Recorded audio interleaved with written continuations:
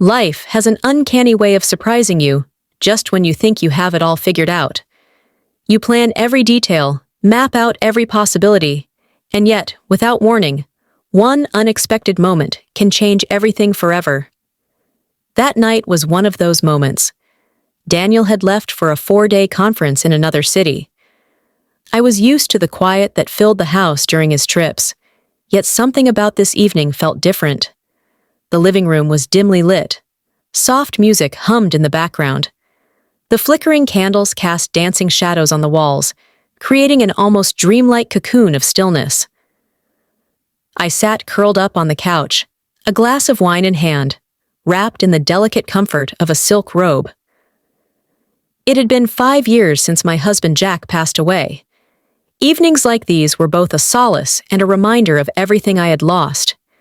I had grown skilled at filling the silence with books, music, and fading memories, convincing myself that loneliness was simply part of life now. But just as I let myself sink into that familiar solitude, the doorbell rang.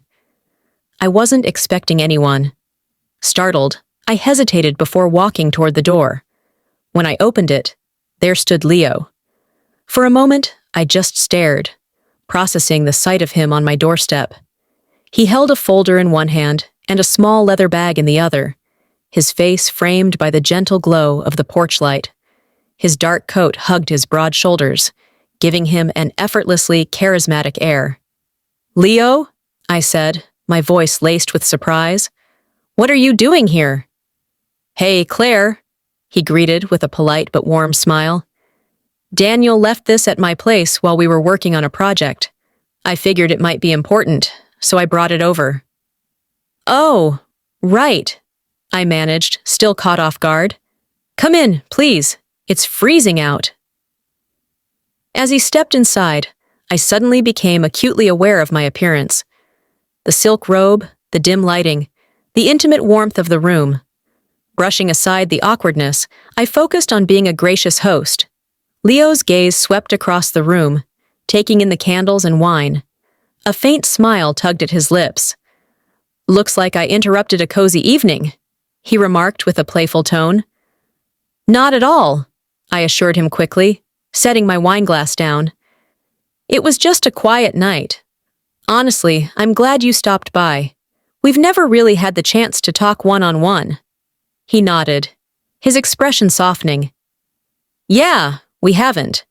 Even though I've known Daniel for years, I feel like I barely know you. And, Claire, I've always admired how strong you are for him. It's inspiring." His words caught me off guard. "That means a lot," I said sincerely, gesturing toward the couch. "Let me grab you a glass of wine." When I returned and poured his drink, the atmosphere between us shifted subtly.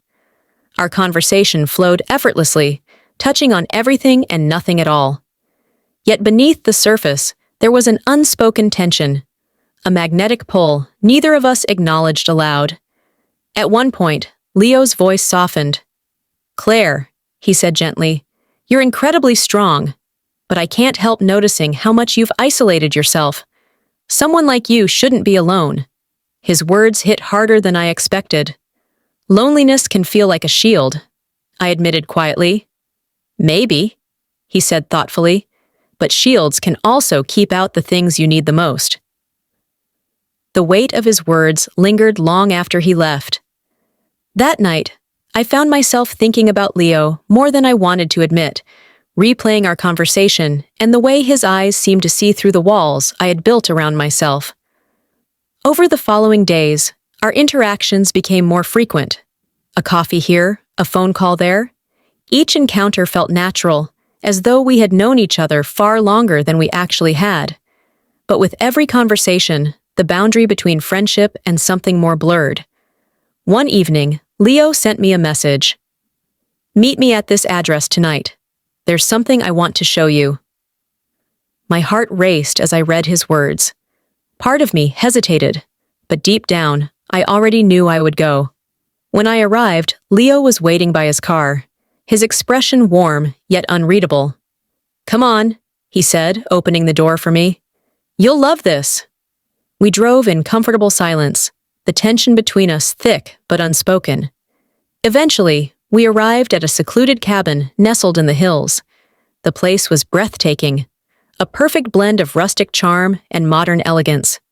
"Did you design this?" I asked, taking in the thoughtful details of the space.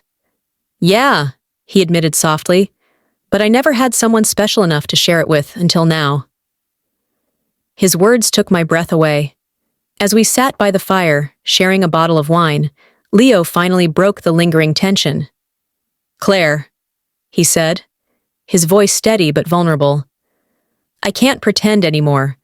You've captivated me in a way I can't explain, and I don't want to hold back." The room